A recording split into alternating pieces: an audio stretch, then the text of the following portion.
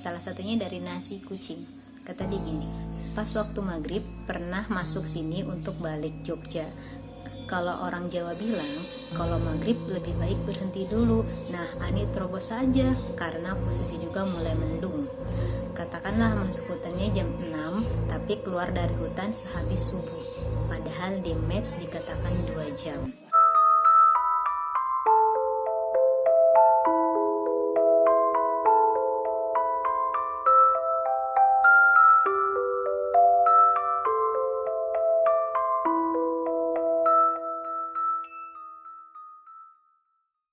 Hello guys, come back to my YouTube channel. Sebelumnya, aku mau ngucapin terima kasih banyak buat kalian yang sudah mengklik video ini.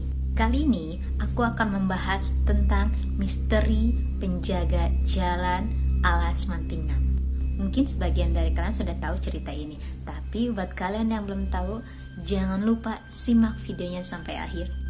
Jadi, Alas Mantingan merupakan kawasan hutan yang memasuki jalur Mantingan dan Ngawi yang mana berada di pertengahan Jawa.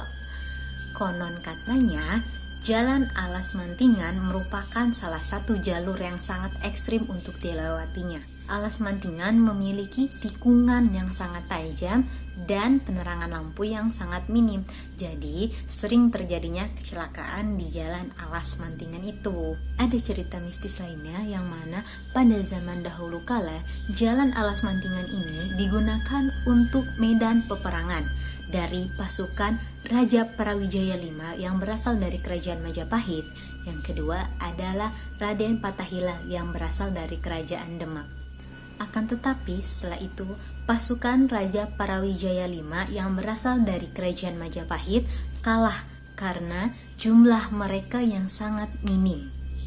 Setelah kejadian itu, tidak sedikit dari pasukan Raja Parawijaya dari Kerajaan Majapahit yang kalah di medan peperangan menunjukkan wujudnya di jalanan tersebut. Dulu pernah ada cerita yang mana pengemudi mobil yang bertujuan ke arah Yogyakarta dari arah Ngawi, mobilnya tiba-tiba mogok di jalan Alas Mantingan dan tidak ada satupun orang yang melewati jalan tersebut.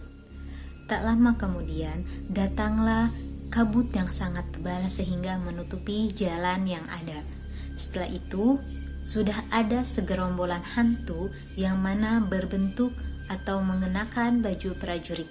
Salah satunya ada hantu yang tidak memiliki kaki atau badan tubuh yang tidak lengkap, dan ada juga hantu yang memegang kepalanya sendiri. Setelah itu kabut tidak berlangsung dengan lama dan kabut itu pergi, hantu pun ikut pergi juga. Setelah kabut pergi, tiba-tiba mobil yang dikendarainya menyala. Akhirnya beliau langsung melanjutkan perjalanannya. Pertanyaannya, apakah yang akan kalian lakukan ketika kalian berada di posisi tersebut?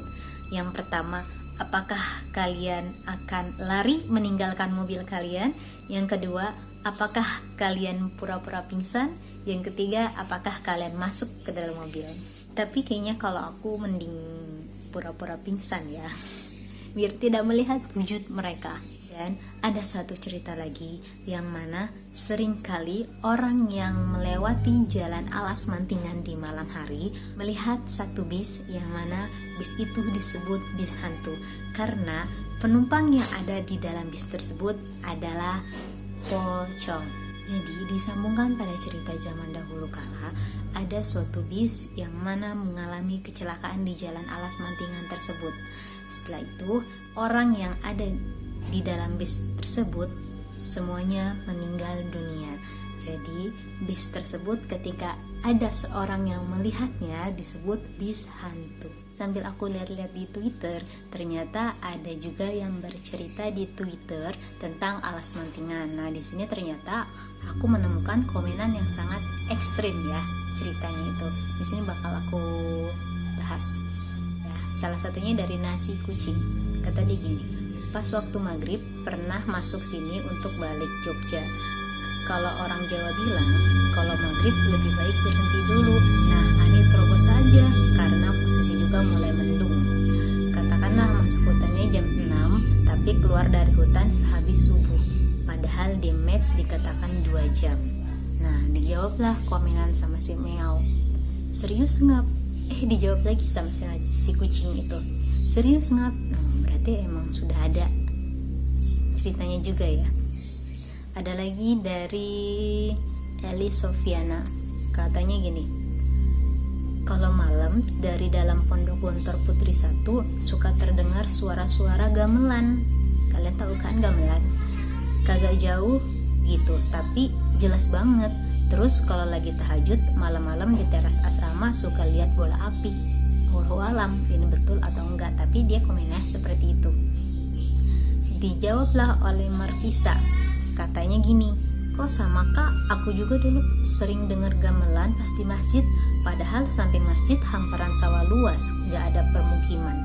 Mungkin ini yang jawab juga salah satunya, dia pernah mondok di Gontor 1 atau Gontor 2. Dijawablah oleh Eli Sofiana, pernah berpikir gak mungkin di desa sebelah ada yang lagi hajatan gitu, tapi kok sering banget. Itu dibalas lagi lah oleh Markisa, selalu positive thinking gitu biar nggak takut. Iya, sering banget. Berarti emang sering ya kejadian itu. Ini komenan dari Aprilia Sofiatun Solihah.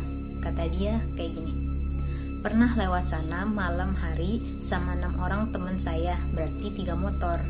Perjalanan dari Semarang ke Ponorogo, cuaca gerimis tipis dan dingin menusuk tulang.